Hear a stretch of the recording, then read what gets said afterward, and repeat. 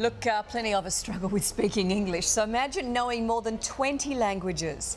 17-year-old New Yorker Tim Donner has appeared on YouTube talking fluently in 20 languages. Okay, included a French, Turkish and Arabic, but also an indigenous language of South Africa.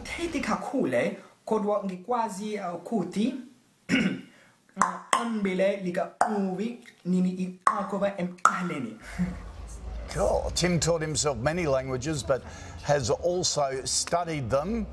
Tim joins us now. G'day, mate, as we say in Australia. That's our language. Now, you're called a polyglot because of so many languages.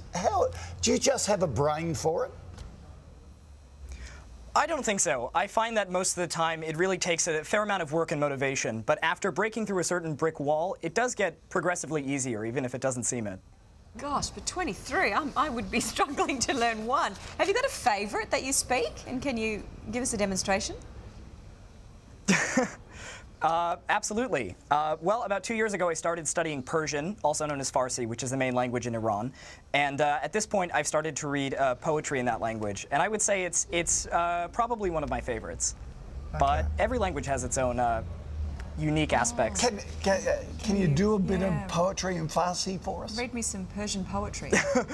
Okay, perfect. There's an Iranian poet named Hafez, who's from the 13th century.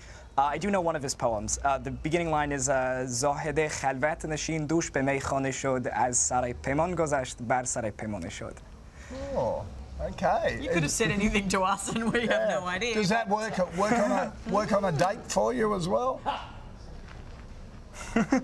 Well, you know, I haven't been so lucky so far, but we'll see. It's like in A Fish Called Wanda. Remember yes, that? Yeah. That's right. Speak Russian to me.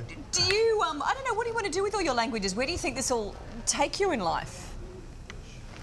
Well, you know, at this point, I don't want to limit my options to anything, but I would definitely say that I want to get much more involved in language education in the United States and abroad, and just, you know, in general, get to know more about foreign cultures, travel more, perhaps work in translation or with the UN. Yep. At this point, I'm really open to anything. When you do the different languages and you learn so many, do you think, oh, gee, that's a bit like that language? Does it make it easier the more you learn?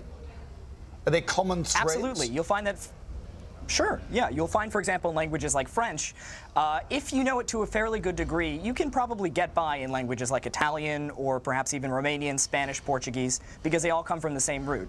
And you find those sorts of patterns, the idea of a base mother language, in many other language families around the world. So, for example, if you know Arabic to a good degree, you will have a functional basis in vocabulary in languages like Turkish or Swahili or Farsi.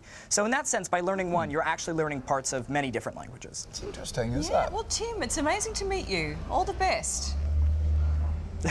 Thank you very much. Amazing. Yeah. YouTube, you uncover kids like that. Do you read 13th century Persian poetry to live? No. Oh, you might start, yeah. Give it a go.